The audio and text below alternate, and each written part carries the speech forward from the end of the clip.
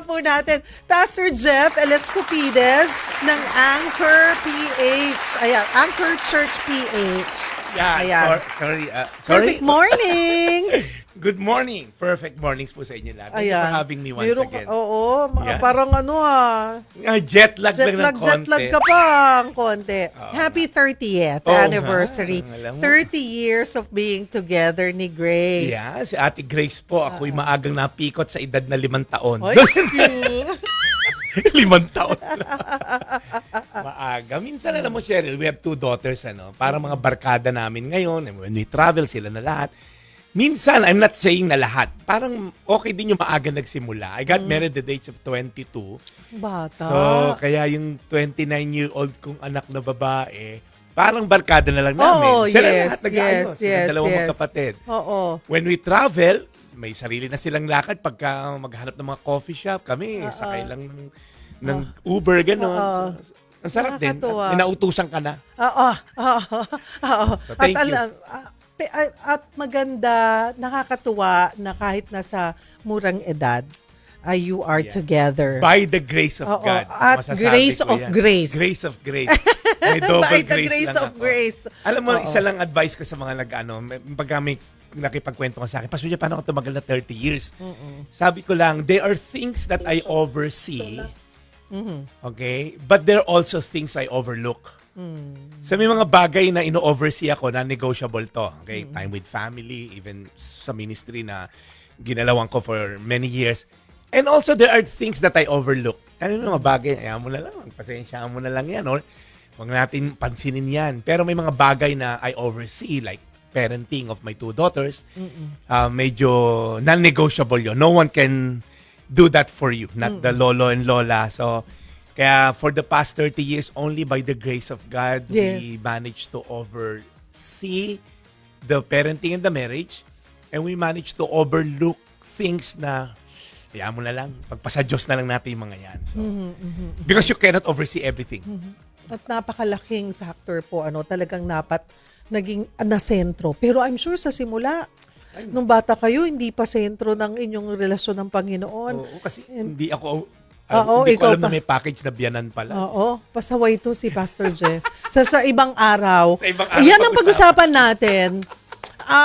Ikaw ang case study, 'di ba? Kayo para din yung mga na-challenge na mag-asawa. Yeah. Ay, maganda Ay may yan. paghuhugutan or hindi porket si Pastor Jeff ay pastor, akala nyo perfect na Naku po. perfect husband na po yan, 'di ba? Pero may matututunan po tayo sa mga kwento nila. 30 years nagwo-work pa rin ngayon. They're very together, they're together. So, mayroon po silang ginagawang tama po ang ginagawa nila. Amen. At gagawin natin yan, ha? Yeah, Dapat nandito si Ate Grace. Nako, yan ang isang hindi ko ma-assure sa'yo. Napakamahiyain. Iba yung nun. Sige. Ayan, pero yan po, promise namin ni Pastor Jeff, para magabayan yung buhay mag-asawa na nasa gitna po ng challenges. Pero ngayon, ito muna, Pastor Jeff, noong pong Lunes kasi, kung matatandaan po ninyo, nagbigay tayo ng counseling sa lansangan para sa kapatid po nating driver na ramdam ang epekto ng krisis sa langis. At nagbigay din po tayo ng kaunting tulong, gaya po ng gift pack mula po sa MX3 at pa-full tank sa nakausap po nating tricycle driver. At syempre, ang pinakamahalaga sa lahat, nagbigay po tayo ng dasal. Ipinagdasal natin si Tatay Rolando. Naalala niyo po ba siya? Na siyam ang anak. Tama ba? Ako, Carmi, di ba? Siyam ang anak. At ulitin po natin yan ngayong araw. Alam po natin na marami po. Ang araw-araw, may kanya-kanya tayong battles.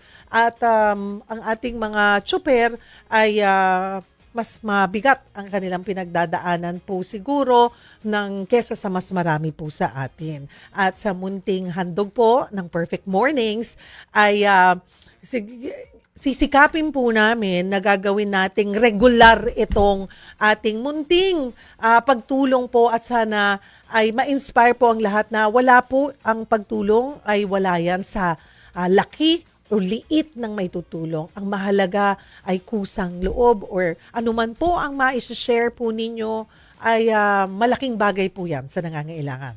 Dahil kung iisipin, kaawa-awa nga po ang ating mga driver. Marami sa kanila umaaray na talaga naman sa taas ng presyo ng langis kahit pa nagkaroon ng rollback nitong Martes. At magkakaroon na naman ng rollback next week, ha?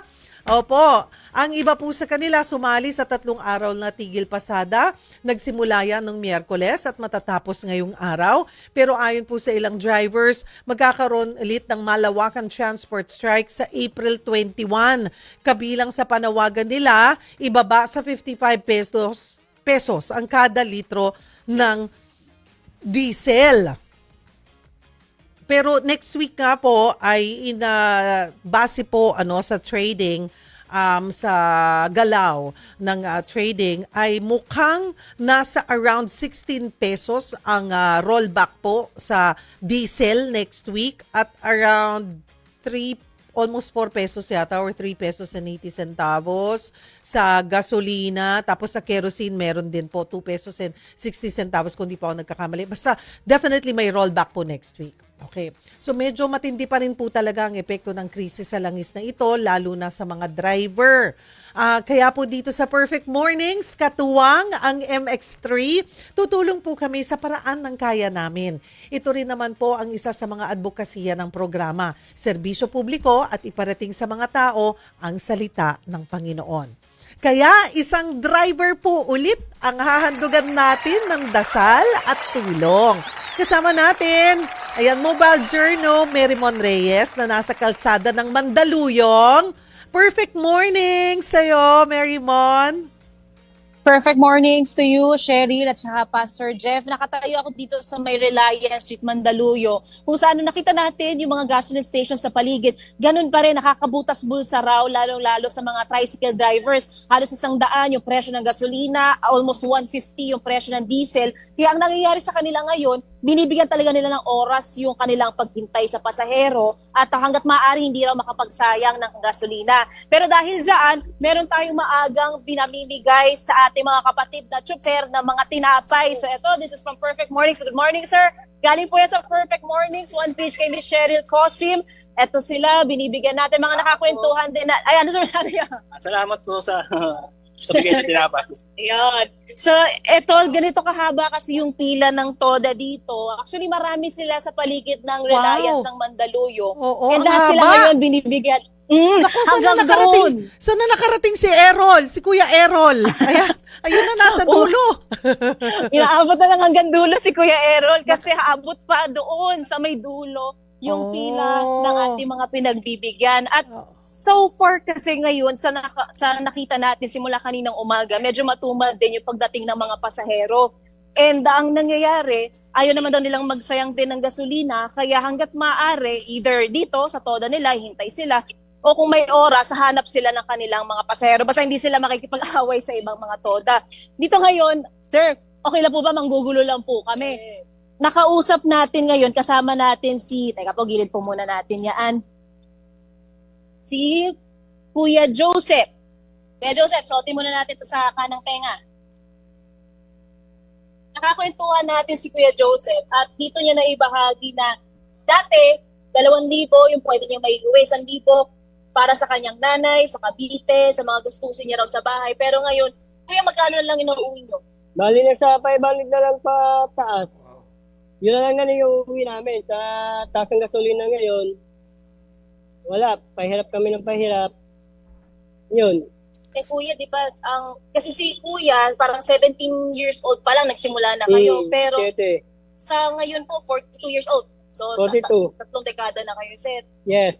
May pamilya na ba si Joseph? Wala pa po, ma'am. Single? Walang time mag-asawa. Oo. Yung iting ganyan, pwede nang makabighani yan ng Pero sa hirap ng buhay, baka sa hirap ng buhay, lalo, Pastor Jeff, na hindi muna pag-isipan ni Joseph na Mag-love life. mag-love life muna. Pero nakakatuwa naman, Joseph, na hanggang ngayon ay tumutulong ka sa iyong nanay. Pero, okay, kung dati 2,000 a day ang kaya mong kitain dati? Yes, ma'am. Wow! Kung wala pa pong pandemic. Oo. Pero ngayon ay 500. Nako, Hmm. 25. Sa isang linggo, ilang beses ka bumabiyahe? Straight po ako, isang linggo. 7 araw, Walang walang pahinga. walang pahinga. So nakaka 3, 5, 14, 3, 5, 7, 14,000 isang buwan. A month. Yes, ma'am. Kung 500. Yung 500 ba yon sigurado na, Joseph? 500 lang dito. Ngayong pong biyahe na yun, kaya po 500 lang. Depende po sa biyahe namin. Oo. Paano mo pinagkakasya yon? Ano ang gastos mo? Paano? Tapos tumutulong ka pa kay nanay. Tsaga-tsaga. Pagka, halimbawa, pahinga ko lang, sandali lang. Kain lang, sabay biyahe ulit, direksyon na ulit. Oo. Para makaipon lang. Ano ang pinagagastosan mo? Tinitirhan mo? Kuryente? Paano ba? Mhm. Tubig? Ang pinagagastusan ko lang po yung pambayad ng tubig, kuryente, panggastos ng nanay ko. Makakuha lang po ako noon. Okay na po sa akin. Mas importante, mabayaran ko yung dapat bayaran. Iba rin, Cheryl, tsaka Pastor, yung sakripisyo ni Kuya Joseph. Kasi sa 3 dekada niyang pumapasada, ang tinitirhan niya lang itong tricycle mismo lang ni Kuya. Kaya yung pinaka pinag-iipunan niya para sa kanyang pamilya, yung sa nanay niya. Pero para sa sarili niya, ito daw yung naging sakripisyo niya talaga. At parang nga naging OFW si Kuya kasi, may sabi niyo, Cavite, di ba? Ngayon, Cavite. gaano ka dalang na lang tayo umuwi po? Taga may panghawak na pambayad, uwi. Mga 3 buwan ako dito. Uwi na uli ang Cavite. Tapos balik ko ulit 3 araw dito. Bago sa Mhm. 3 araw lang po ako sa Cavite. So, Marymon, yung pinag-uusapan nating kuryente, tubig, hindi pala para sa'yo, para sa pamilya mo. Mhm. Kasi Opo, nakatira ka sa tricycle eh. So, wala kang babayaran na kuryente, tubig dyan. Paano? Oo. Wala po, ma'am. Paano ka naliligo? Paano nakakatulog ng maayos? Sa pagliligo po, nakikiligo ako sa kapatid ko yung may asawa. Nakikiligo ako tapos akit na lang uli ako dito. Nako. Si Kuya Joseph, bawal magkasakit, Marymon? Kasi parang talagang hand to mouth, kumbaga. Pag nagkasakit, walang kita. Opo, totoo po yun. Kailangan laging ingat yung sarili. Gaano mo nakatagal ginagawa yan? Nasa tricycle ka natutulog, Joseph? Simula po nung 17 ako nun. Buhay pa yung tatay ko. Wow. Oh, paano? Okay. Sa ganito, hindi na nagbago since sabi mo nga, 42 years old ka na ngayon. Saan ka Opo. kumukuha ng lakas ng loob? May mga kagaya niyan. Dati magandang kita, 2,000. Ngayon, 500 na lang na iuwi mo. Siyempre, may mga hamon sa buhay. Tapos, 42 years old ka na. Hindi, kahit, I don't know kung baka naman talagang ayaw mo magkapamilya. Kanya-kanya yan, di ba, Pastor Jeff? Opo. Pero, yung, naiisip mo ba na kailan kaya yung sarili ko naman? Iintindihin mo naman yung sarili mo. Sa akin lang po, kailangan po lumabang pa rin tayo kahit ano man tumatakbo sa mundo sa panahon natin ngayon. Laban lang ng laban. Mhm. Saan ka At kailangan, humuhugot ng lakas ng loob? sa nanay ko, saka sa taas. Yun ang kailangan ko eh. Sa taas, sa Panginoon. Pag nagdadasal ka ba, Joseph? Bago matulog, Kaya- pagkagabi. At saka syempre paggising, nagabayan ka. Paano ba? Hindi ka Pero- gisingin. Saka hindi po nawawala po sa akin yung pagsisimba pagkalinggo. Nagsisimba po ako sa Tagig. Oh, pag ikaw ay nagdarasal, anong sinasabi mo sa Panginoon? Anong dinadasal mo sa Kanya? Anong hinihiling mo o sinasabi? Inihiling ko sa kanya, araw-araw niya ako bigyan ng kalakasan, wag ako manghina.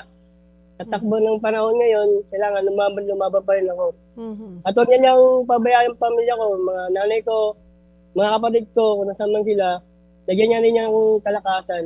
Mhm. May May lang mga- po ito. Pero may mga panahon ba na nagtatanong ka rin sa Kanya? Kinakausap mo siya, nakipagkwentuhan ka? Anong tinatanong mo sa Panginoon?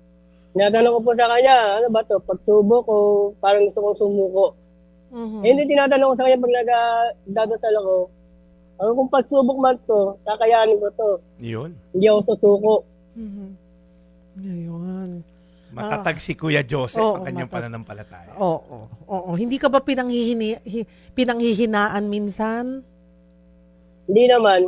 Oh, that's good to know. So yan ang itinuro, isa sa mga pundasyon siguro na itinuro sa'yo ng nanay mo, no? Yung pananampalataya sa Panginoon? Opo. Oo. Pero hindi ka rin ba nalulungkot na nag-iisa ka? Wala ka man lang katabi kahit dyan sa tricycle mo? Wala naman po, may libangan naman po ako rito. May karaoke naman ako dito sa motor ko. Talagang, paano pag umuulan? Ayan, or sobrang init? Ayan, paano ka komportable pa rin nakakatulog? At saka, saan ka, ano ba yun, Marymon? Ano ba yung gumagarahe para safe kang nakakatulog? Dito lang po sa harap ng tondo ng Sheridan North. Oh. Yan lang po ang kami parkingan dito na kahit bawal. Oh. Eh doon na lang ako tulog pag awas na napapagod ako.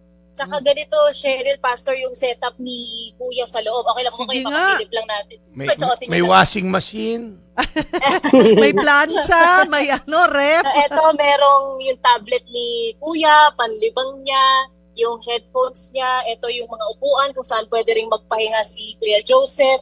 Ito yung mga tubig. Lalo na raw na mainit ang panahon ngayon, kailangan niya raw hindi ma-dehydrate, mahirap na raw Kompleto, kapag atakihin lalo ng heat stroke. Wow. Oo. Wow. Sabi nga ni Pastor Jeff, kailangan malakas ang resistensya, 'di ba? Marymon. Sige. Ano ba? Sagot na ng MX3 yun. Oo, Mamaya, oo, meron sige na. nga, Marymon. Yeah. Well, Okay, go ahead. gusto ko lang encourage Dahil si dyan, Kuya Joseph. actually ang sinasabi rin ni Kuya Joseph, sa mga panahon daw ngayon, kumpara raw dati, iba talaga. Ngayon ang nangyayari, overtime pa sa overtime ang kailangan nilang gawin na lalo pa ngayon, bakasyon, so ang mga estudyante nabawasan. Matumal. Hindi naman daw sila pwedeng magtaas ng Pamasahe. masahe. Hanggat wala kaming hawak na katibayan na galing sa musisyo na magtataas kami, pag may hawak namin, pag wala pa, bawal kami magtaas. Kaya ayaw namin masira sa ibang mga pasahero, ayaw kami mareklamo, ganun. Mhm. Sige, Marymon, bigay mo na yung ating paunang munting regalo para kay Joseph. Yeah. Okay. Kuya Joseph, mula po ito sa MX3 at sa Perfect Mornings. Unahin po muna namin ito, ang bigay po ng MX3 na meron po diyang capsules, may kape, tsaka po may Biblia para sa mga oras at panahon Yun, may ng Biblia. pag-inilay ninyo in your silent hours. Ano po ang masasabi niyo po, Kuya? Maraming salamat po, tsaka makakabasa na rin ako ng Bible. Ayan. Habang mahaba ang pila. Ayan, make use Ano of po, it, tinapay ha? din po. O, ayan, pag ginuto. Ayan, good for 2 years yan. Yung tinapay. Kurot-kurot lang. Pagdasal natin si Kuya Joseph. Napangiti tuloy si Joseph. Joseph, Wala akong ngipin, pagpasensya. napapangiti tuloy ako. Oo. At kung ano man ay sana'y kahit papano napangiti ka ng ating programa sa ating munting regalo para sa'yo. Salamat. Oo. Siguro, Pastor Jeff, maganda po, nakakatuwa yung pananampalataya ni Joseph na kahit simple lang, nakakaraos, Correct. mahirap ang takbo ng buhay, pero hindi niya kinwestiyon ng Panginoon. Yeah, Kuya Joseph, isa yun sa ina-admire ko sa'yo. No? Kung ibang tao yan, Opo. sumuko na yan, di ba? Ibang tao or Gumawa gumawa na ng ng di maganda. illegal at gumawa ng masama, di ba? Para masustentuhan yung legit mo namang pangailangan. May iba nagnanakaw pa nga, di ba? So, Oo. Kuya Joseph, mas marangal ka sa ibang mga kilala ko na mga naka-Amerikana pa pero ninanakaw yung kaba ng bayan. Okay, wag na yun. But gusto lang kita encourage, Kuya Joseph, before tayo siguro maghiwalay, ano? Meron mo pagdasal pagperikulos, natin. Kuya Joseph. Oo. May verse sa Biblia sa Roma 8:18. Sabi dito, si Apostol Pablo nagsulat na to. Sabi niya, para sa akin, ang mga pagtitiis natin sa kasalukuyan, dito sa lupa, ay hindi maiyahambing sa kaluwalhatiang matatanggap natin sa future, sa balang araw. Ang sabi dito ni Apostol Pablo, Kuya Joseph, yung mga pinagdadaanan mo ngayon, manatili ka lang tapat, manatili ka lang kumakapit sa Kanya kasi hindi naman pinangako ng Diyos na trouble-free life. Ibig sabihin, wala namang buhay na walang problema. Nasa sementeryo ka na nun pag may wala ka ng problema, no? So, habang tayo nabubuhay, hindi mo mawala ang problema, Kuya Joseph. Iba-ibang antas, Tama. iba-ibang sitwasyon. Pero sabi ni Apostol Pablo, nung sinulat niya to, siya ay nakakulong, siya ay mali ang mga paratang sa kanya, ginulpe, lahat, halos patayin siya. And yet sabi niya, itong mga pinagdadaanan ko ngayon, wala tong kwenta, hindi mo maikukumpara yung naghihintay sa akin, which is eternal presence ni God sa heaven. So, hindi ko naman pinagdadasal kunin ka na ni Lord, Kuya Joseph, pero nakikita ko yung perseverance mo, nakikita ko yung pagtitiis mo. Ngayon, may Biblia ka, Kuya Joseph, may dahilan kung ba't kami may Biblia, may tinapay, may bread, pero yung bread of life, masusumpungan mo sa Biblia. Si Jesus yun, makikilala mo siya doon. Kaya yung tinapay na yan, panandalian lang yan, 1 araw, 2 araw, pero yung salita ng Diyos, pag yan ay inasa sa'yo, ang kapalit niyan, habang buhay, eternal life. Kaya, Kuya Joseph, pagdadasal lang kita na 10 na mga kasamahan mo dyan, tricycle driver, na ngayon ay talagang kayo yung direct hit, kumbaga. Kayo yung mga nasa laylayan talaga ng yung gasolina na to, na impact ng gasolina dahil sa kita nyo, hindi lang nangalahati, 1/4 na lang inuuwi mo. Pagdasal lang kita ng maiksi. Panginoon, salamat po sa mga katulad ni Kuya Joseph na nananatiling tapat, nananatili, Lord, kumakapit sa'yo.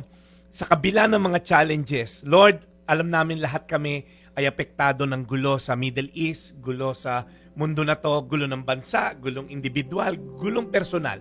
Kaya Panginoon, dinadalangin namin na patuloy mo si Kuya Joseph palakasin, patuloy mo siyang pakapitin sa'yo. Yung pananampalataya niya na masusumpungan niya lalo dito sa Biblia na hawak niya, araw-araw niya itong basahin at araw-araw niyang maramdaman ang pagmamahal mo sa kanya.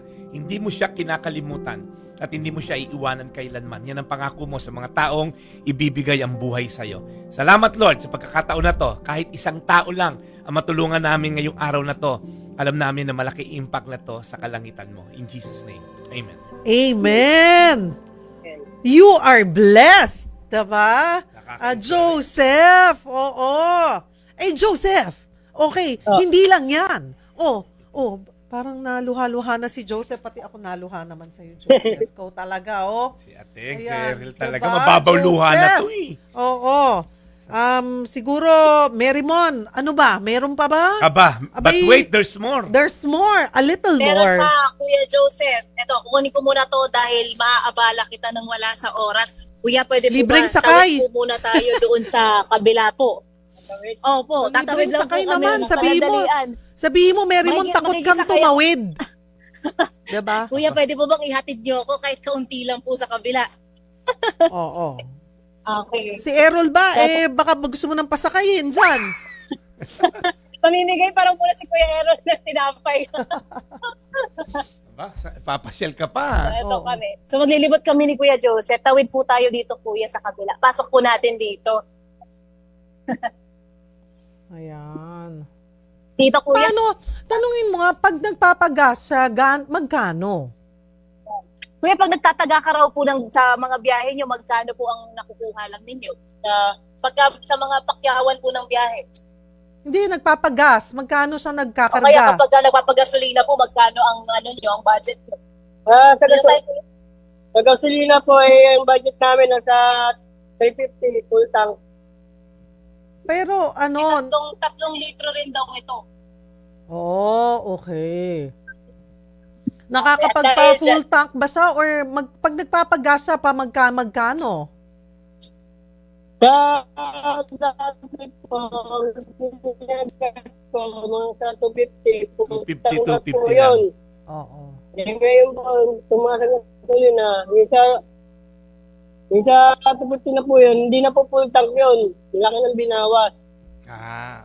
Bumaba yung Ubus value. agad yung budget niya sa pagpapakarga agad. Oo. Kung nakakakuha na raw siya ng 300 sa loob ng ilang oras, ng maraming oras, mapupunta daw yun muna sa pagpapakarga. Kaya dahil dyan, Kuya Joseph, isa pang dagdag na regalo po ng Perfect Mornings para sa inyo. Magpapafull tank po tayo. At yung sobrang sa budget namin, ibibigay na rin po natin sa inyo magdagdag sa mga gastusin natin ngayong araw. Full tank ba to? Binuksan Ay, natin full tank pa! Full tank ko na eh. Di bale, okay lang. Full tank natin ulit pag naubos. Sige. Full tank ulit. Oo, papakargahan pa natin. Dahil pa eh.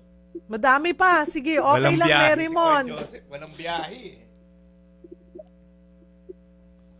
Bigyan mo na lang, Marymon, ng Sa mga ano nyo ba, sa change oil ninyo, Pang pa-full tank pag naubos Kasi si yung Kuya kanyang rin full daw, tank. ang meron pa siyang budget din sa pagpapamaintain ng Yeah. kanyang Service. tricycle. Nasa 600 pa, Kuya, ang budget 6 niya doon. to 700. 700. So, dun pa lang agad daw, kaltas na agad yung ibibigay niya pa sa nanay niya sa Cavite. Pero Kuya, meron pa ba tayo maipapakarga pa ngayon Wala na. para mapafull tank natin? Kasi naubos yung agad yung Wala budget na niya. Puno. Puno Di ba? yan, bago ako bumiyahe, pinupuno ko talaga para hindi mabala, para tuloy-tuloy biyahe. Okay. Pero Eh, dahil dyan, Kuya, ibibigay po namin sa inyo ito para pandagdag sa pagbiyahe ninyo ngayon. Ito, bibigyan natin from Perfect Morning. Kasama rin natin ang MX3, Kuya. Ito po, para sa inyong pagbiyahe. Ano po? ayan. Pag Maraming naubos, salamat po sa tulong. Malaking tulong na po sa akin. oo, pag naubos yung full tank mo, ayan, may pampa-full tank ka na. Ulit. Sige po. Ayan. Thank you na marami. You're welcome, Saan nyo, Kuya, Joseph. unang gagastusin yan? God bless, Siyempre, Joseph. sa full tank muna. Full tank muna. Sige, ipapasilip na rin namin. Baka may kailanganin pa dito isayad na gasolina na ipapakarga natin para kay Kuya Joseph. Tapos ipapabayad natin agad itong regalo natin sa kanya. Siguro, Joseph, panghuli, doon sa mga kapwa mo, chuper na lumalaban, na ganyan din ang pinagdadaanan, anong maibibigay mong mensahe para patuloy lang na lumaban sa buhay? Masasabi ko sa mga kasama kong driver, tiyaga-tiyaga lang sila, lumaban sila. At wag nila kalimutan sa taas humingi ng tulong para bigyan sila ng kalakasan ng Diyos. Amen. At lumaban ng parehas. Amen. Thank you. Maraming Galing, salamat. Dasal namin ang iyong kaligtasan palagi, Joseph, at maayos na God kalusugan. God bless. Papacheck na namin ngayon yung tangke ni Kuya. Kasi Oo. parang nabawasan na rin natin, Kuya. Kanina pa kami naglibot din. Thank you, and thank you, Mary Mon. Salamat. Ayan po, si Kuya Joseph na since 17 years old, tricycle driver na, ngayon ay 42 years old na. At hindi niya iniisip ang kanyang sarili, yung kanyang, 'di ba? Kanyang sarili, pero laging prioridad niya ang pamilya niya at di pinanghihinaan ng loob. Laging nagdarasal. Amen. Very good. Ayan, mga kapatid, sisikapin po namin na mas marami pa kaming driver na mabigyan ng munting tulong. At sa iba po nating kapatid na may kakayahan din tumulong, sana ibuksan po natin ang ating puso. Maliit o malaking halaga, malaking ginhawa po sa mga pinapasa ng ating driver sa araw-araw. Maipadama po sana natin sa kanila na hindi sila nag-iisa sa panahon ng pangangailangan. Ikalulugod po ito ng ating Panginoon. O mga kapatid, break muna po tayo ng saglit. Mamaya makinig sa kwento ng ating Bible Character of the Day at sagutin ang aming ibibigay na tanong para sa pagkakataon na manalo ng gift pack mula po sa MX3. Huwag kayong bibitaw, magbabalik ang Perfect Mornings. Nagbabalik po ang Perfect Mornings. Diretso na tayo sa patutuon ng mga karakter sa Biblia. Ang ating Bible Character of the Day ay si Nehemiah.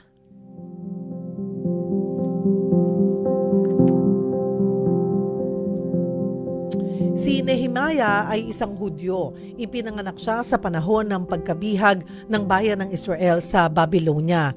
Tagapagdala ng alak o cupbearer ng hari ng Persia, si Nehemiah. Mataas ang tiwala sa mga cupbearer dahil sila ang tumitikim ng alak. Ito'y para matiyak na walang lason ang inumin ng hari. Isang araw, nalaman ni Nehemiah na wasak pa rin ang pader ng lungsod ng Jerusalem at nasa panganib ang mga Hudyo. Nang bihagin kasi ng Babylonia ang Israel, sinira ang lugar, sinunog ang templo at binihag ang maraming Hudyo. Dahil dito, labis na nalungkot si Nehemiah. Siya'y nag-ayuno at nanalangin sa Panginoon. Matapos nito, humingi siya ng pahintulot sa hari ng Persia na bumalik sa Jerusalem. Plano niya kasing pamunuan ang muling pag-aayos ng nasirang pader. Mga kapatid, ng panahon na yon, mahalaga ang pader. Lalo na para sa seguridad ng mga tao roon. Madali kasi silang pasukin ng mga kaaway kung wala ito. Pinayagan si Nehemiah ng hari, kaya't agad siyang nagtungo sa Jerusalem. Dito, hinikayat niya ang mga taong pagtulungan ang pagsasaayos ng pader. Sa kabila nito, marami ang kumontra sa gustong gawin ni Nehemiah. Nakatanggap siya ng pananakot at banta sa kanyang buhay, pero si Nehemia nanatiling matatag sa tulong na rin ng kanyang panalangin sa Panginoon. Alam niyo po, habang ginagawa nila ang pader, may mga hawak silang sandata at salamat sa Diyos, natapos ang pader sa loob lamang ng higit 50 araw.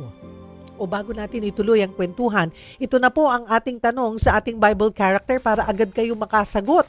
Anong mga pagsubok ni Nehemia sa pagsasaayos ng pader ng Jerusalem?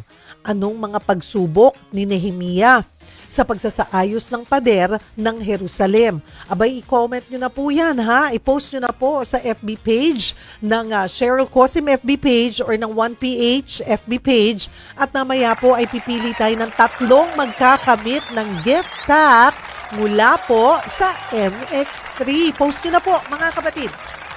Pag-usapan natin, Pastor John, Yeah, maganda itong to. storya ni Nehemia. Yeah. Pakikwento nyo nga po sa amin, Pastor Jeff, anong sitwasyon ng Israel nung binihag ito ng Babylonia? Yeah. Pag binabasa natin mga ganitong Old Testament stories, tapos tayo modern day hearer, mayroong huge gap culturally speaking. So, bigyan ko lang po kayo ng background. Ang isang bayan na walang pader during that time, para ka nakabuyang-yang na tindahan. Alam mo yun? Iraransa ka ng kahit sino. So, a wall is not just a piece of concrete.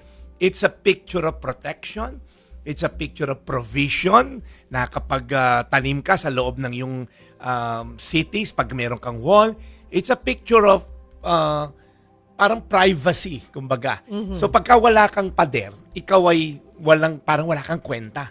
So kaya nung binigyan ng pagkakataon si Nehemia, malaman yung sitwasyon, ang una niyang ginawa ay nagdasal siya at nag-ayuno. Ang gusto ko na i-point dito, Cheryl, he cared about something that is broken. Kung tayo mga modern day hearer, pag kami narinig kang broken yung, kunyari, narinig mo broken marriage ng kapatid mo, broken family yung pinsan mo, broken yung negosyo ng isa. Ano ba? Nabe-break ba yung heart natin to start praying for those people? Or nagiging apathetic na lang tayo? Yung tipong, ginusto nila yan sinabi ko na kasi ganyan So, ang una po magandang character ni Nehemia, nung narinig niyang the wall was broken, he became concerned. Ang una niyang ginawa, prayer before action. So sa mga tao po nakikinig ngayon na meron kang gustong mabuo, pamilya mo, hiwalay ka sa asawa, yung anak mo na pasaway na hindi pa umuwi ng bahay, yung negosyo mo na broken, kung ano man, ikaw mismo broken, you start, gayahin natin si Nehemia, by praying. Hindi agad siya yung kumilos, gawa ng paraan, diskarte, sino kilala mo sa ganito, paano makatulong sa ganyan, sino yung connection natin sa Malacanang. No, ang starting point po niya, the battle starts on his knees. Lumuhod siya, nagdasal, and then bago niya lapitan yung hari para humingi ng pabor. Alright? And then nabigyan po siya ng pabor ng hari. Sabi, okay, kung gusto mong i-restore yung wall ng bayan nyo na Jerusalem, go ahead. Binigyan siya ng provision and all. At pagdating niya, una niyang ginawa, I preached this many times, kaya medyo kabisado ko na ikwento ng si Nehemia. In-scout niya yung lugar, and then he rallied the people to join him in this extraordinary mission. I don't know about you, pero minsan po may mga gusto tayo ma-accomplish sa buhay, may gusto tayong buuin, may gusto tayong ma-restore. Alam niyo po, kailangan natin ng mga taong tutulong sa atin. Kailangan natin yung like-minded, ibig sabihin, same value. Kasi kung value mo, restoration ng family, sumama ka sa mga tomador, malamang hindi mabuo pamilya mo. Pero kagaya nun, Pastor Jeff, bumalik siya, 'di ba, sa Jerusalem. Paano niya kinumbinsi Ayun. yung mga tao na tulungan siya sa pag-aayos ng pader? Lalo't marami yung tumutol. Ang dami, sila Sanbalat, yung mga kontra na mga nakikinabang na hindi na walang pader yung bayan nila. Well, una kinas niya yung vision. I think one of the parang greatest parang assets na isang leader is communication. Paano mo i-communicate? Hindi to about me. This is about God's mission and calling para sa bayan natin. Lalo na yung bayan natin ngayon na dumadaan sa matinding pagsubok as a country.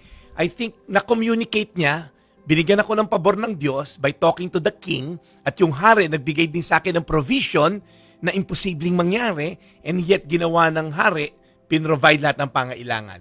Manpower, resources, so lahat, you name it, pinrovide. So, nakas niya yung vision sa mga tao na yung pinili na lang yung buhay na okay na yan, at least. Meron tayong tinutulugan kahit walang pader.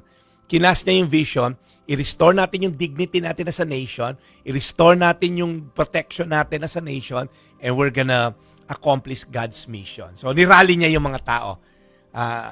Alam mo, Cheryl, may point pa na yung isang kamay nila, hawak yung pangpalitada ng semento, yung isang kamay hawak espada. Kasi maraming kumukontra, maraming lumalaban, maraming opposition. So, yun lang po yung gusto ko rin sabihin sa mga nakikinig. Whenever we try to rebuild something, pag meron po tayong gustong maayos, whether marriage yan, sa parenting nyo ng anak nyo na pasaway, whether gusto mong ayusin yung buhay mo, maaaring ikaw ay nalugmok sa addiction, broken yung walls mo as a person, broken yung pangalan mo as an individual, wala nang titiwala sa'yo. Whenever you try to restore it, maraming kokontra. May mga taong, labas-masok ka sa rehab, hello, ngayon ka pa ba titino? So, ano yung it shows yung pananampalataya niya sa Panginoon, yung tiwala niya. Oo. At ang maganda dito sa kwento ni Nehemia, bago ang kanyang mga plano, sinimulan niya sa pagdarasal, sa paglapit sa Panginoon. Critical yun eh, Cheryl eh. Pagka kasi walang connection sa Diyos, you're gonna do it on your own. Yung kunyari, the fact na hindi ka nagdasal, gagawin ko to Lord, pero diyan ka muna sa backseat. Pag kinailangan kita, dadasal ako sa'yo. In fact, every time we skip praying, what we're saying, God, hindi mo na kita kailangan. Ngayon, kung kinapos ako mamayang hapon, hindi ko maklose yung deal. Magdadasal ako sa CR. Parang si God ginagawa natin minsang spare tire. Tinanong ako Pastor Jeff, nasan yung spare tire mo sa kotse? Hindi ko mahanap. Sabi ko, alam ko usually sa likod Parang si God, kung hindi tayo running flat, hindi mo hanapin yung spare tire. Nakakalungkot minsan we treat God as a spare tire na kung di naman ako nangangailangan, Lord, di naman ako flat, ba't kita hanapin? Pero si God po ang gusto niya, in everything you do, magsimula tayo, iluhod mo yan, idasal mo yan, and He will give you the clarity, right? To do the right thing at the right time with the right people, with the right resources. Amen. Amen, mga Prayer kapatid. works. Oo.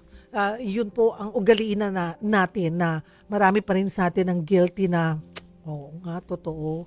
Kasi kaya kanina, 'di ba? Nakakatuwa si Joseph. Kuya Joseph. 'Di ba? Bago matulog, nagdarasal siya. Pero papaalalahanan din natin sa sarili natin na ako dati hindi ko rin gawain 'yun eh. Yung paggising ko, nagdarasal ako. Ngingiti lang ako. Thank you Lord, simple ganon. One-liner. Thank you Lord. Tapos pag may Pero nangyari, hindi. Oo. Lord, tulungan mo mas ako. mahaba yung oras mong sa paglalaan ng pagdarasal. Pero ito kaiba yung kay Nehemia. Sa bawat galaw niya, sa bawat aksyon niya, Yeah. no? At Si Lord muna. And they did the impossible, Natapos nila 50 days lang, mahigit. Oo, 50 days plus lang. Ito imposible. Walang bulldozer, walang crane, We're talking of walls. Naggaling na ako many times sa Israel. Nandun pa yung wall na pinag-uusapan natin. Yun yung Wailing Wall. Hindi po ito yung wall na hollow blocks pinapatong lang.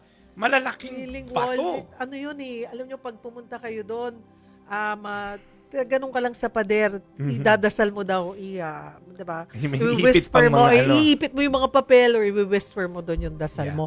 Napakataas na wall doon. Yes. Yun na lang ang natitira sa structure na to. Wala na yung temple, natabunan na ng temple na ginawa yung Golden Pero how Dome. can you finish that, diba, in 50 days? In a little over 50 days, considering na feeling ko nga kung yung sa panahon ngayon, kahit may mga bulldozer, Hindi rin magawa. Oo. Alam mo, isang Cheryl, naging secret na sa Nehemiah chapter 6 verse 3. I need to highlight lang this one.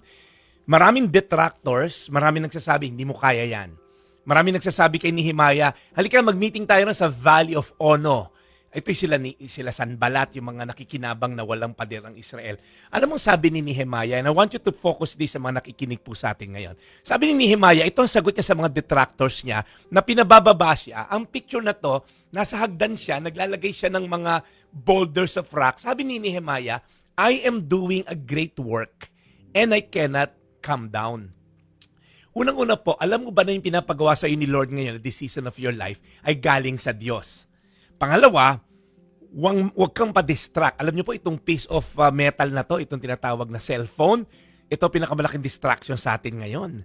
Instead na mag-parenting tayo minsan sa mga anak natin, imbis na i-date natin yung mga misis natin, imbis na mag-isip tayo ng bagong strategiya sa negosyo, masyado tayong distracted with a lot of things. Or maaaring iba, mga bisyo na mali. So ang ganda nung sinabi ni Nehemiah, I am doing a great work, I cannot go down.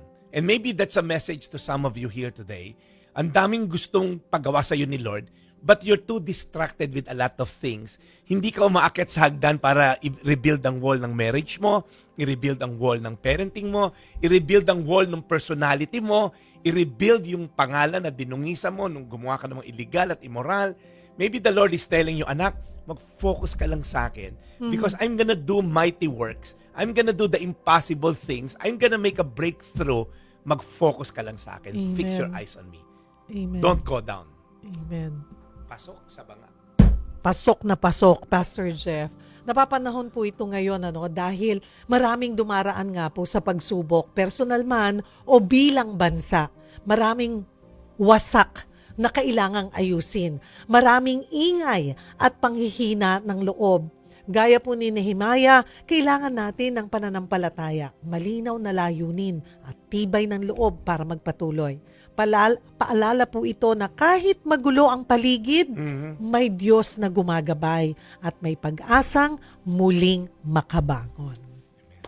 O maiksing break muna po tayo. Pagkakataon nyo na rin po ito na mag-comment ng inyong sagot tungkol po sa ating Bible Character of the Day. Anong mga pagsubok ni Nehemiah sa pagsasaayos ng pader ng Jerusalem? Habol po kayo mga kapatid! At mamaya po sa aming pagbabalik, 3 ang pipiliin natin na magkakamit ng gift pack mula po sa MX3. Huwag po kayong bibitaw magbabalik ang Perfect Mornings. Hala! Aba! Mag-aalas 11 na pala. Napasarap tayo, Pastor Jeff. Oo, tuwing kasama kita, overtime tayo. Si DC eh. Perfect Mornings, mga kapatid. Nasa huling bahagi na po tayo ng ating programa. Basahin natin, Pastor Jeff, yung mga sagot ng ating mga netizens ukol po sa ating Bible Character of the Day na si Nehemiah. Yeah, sabi nga ni Emanuela Ragon, the Evangelist, grabe, nakaka-inspired ang lifestyle. Well, kay Sir Joseph siya nag-comment. Lumalaban ng patas, isa kang bayaning tsoper, kumpara sa mga mandarampong sa gobyerno. Kaya komentarista pa to. Anyway po, more power sa Perfect Morning program. God bless you po, Madam Cheryl, and kay Pastor sa lahat ng viewers. Pa-shoutout naman po, watching from Sorsogon. Hello, Sorsogon. Perfect Bicol. morning sa inyo dyan sa Sorsogon. Si Filipina Castañeda Ramos, always watching po. Thank you. Thank you po. Na-receive ko na yung gift pack kong MX3. Wow, we're glad. At si Nehemiah ay naging matatag at sumampalataya siyang matatanggap ang pangako ni Lord anuman ang pagdaanan ng kanyang buhay, anumang sagabal, basta't manalig lang sa pangako, darating at darating din ang pangako ng Panginoon. Sabi naman ni Just Kids Amaya, si Nehemiah ay hinarap ang panlalait, banta, problema ng kanyang mga kasama habang inaayos ang pader ng Jerusalem. Pero nagtagumpay siya dahil sa kanyang pananampalataya at tiyaga. Si Joel Briones, hello from Los Angeles. Nakasama mo ba to? Oo, Si ito Joel? yung kaibigan ko. Hi, Joel. Si Joel at si Lulu Briones, thank you for Hello. hosting us sa mga pinakita ko sa yung picture kanina. Yes, beautiful. Yes. Sunod ako Yes. Joel. Biro lang, Joel. Open na open yan. Ayan, si Razel Ho, perfect mornings. Araw-araw kaming nanonood. Thank you, Razel. Si Rene Fraina, good morning po. Blessed watching from Bicol. Maraming mga taga Bicol. Oo nga. Si Angelique Micaela de la Cruz, good morning. Ito kababayan. Malolos, Bulacan. Ako'y taga Hagonoy. Ayan. Si Shirley Cobrador, good morning po sa inyo, Pastor Jeff. God bless sa inyong programa. Perfect morning. Ayan. Si Mayu sa kabila ng panlabas na kaaway at panloob na problema, nagtiwala si Nehemiah sa Diyos, nagplano ng maayos at nagpatuloy hanggang matapos ang pader. Ronald Tumbaga, kaibigan ko to. Oposisyon ng mga katabing bansa na laban sa pagtatayo na muli ng walls of Jerusalem, pang-api, pananakop ng mga kalaban, panghihina at kapaguran at feeling na walang pag-asa, mga pinunong masasama na sarili lamang inuuna at ang naghihintay na atake ng mga kaaway. Yan ang mga pagsubok na nalagpasan ni Nehemiah at ng mga Hudyo. Yan. Si Jay Bolongon, ayan, humingi ng tulong sa Diyos sa pamamagitan ng panalangin na natiling matatag at inayos din ang problema sa loob ng kanyang mga kasamahan upang manatiling nagkakaisa sila hanggang matapos ang pader sa loob lamang ng 52 araw. Elizabeth Talara, perfect morning! Hinanap ni Nehemiah ang banta ng mga kaaway na si Sanballat, si Tobias at marami pang mga ibang kaaway. Marami pong salamat sa inyong pagsali ha mga kapatid. Ang ating winner ng gift pack mula po sa MX3 winners. Tatlo sila winners. Elizabeth Talara, Irene Fuentes at Angelique Micaela de la Cruz. Congratulations sa ating winners. Pakisend po ang inyong detalye sa Cheryl Cosim FB page. I-DM nyo po yan sa amin. Ibigay ang inyong pangalan, contact number at kompletong address. Pastor Jeff, tapusin natin ang ating episode at ang ating Biyernes. Ang bilis, Isang grabe. dasal. Oo nga, sa nalapit na weekend. Tayo magdasal sa buhay na binigay sa atin ng Diyos. Panginoon, marami pong salamat sa buhay na ehemplo, Lord, ni Nehemiah na nanatili siyang tapat sa kanyang calling to rebuild the walls of Jerusalem.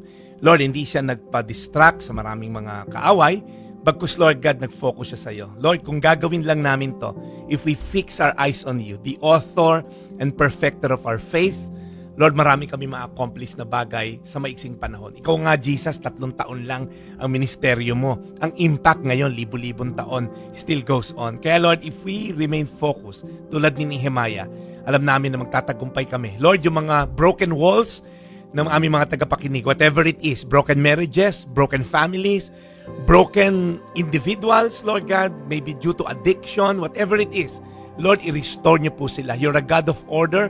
You're a God of restoration. Salamat po dahil lang yung anak ni Jesus ay dumating upang kami i-restore at kami bigyan ng panibagong pagkakataon para mabuhay na naayon sa iyo. Sa pangalan ni Jesus. Amen. Amen.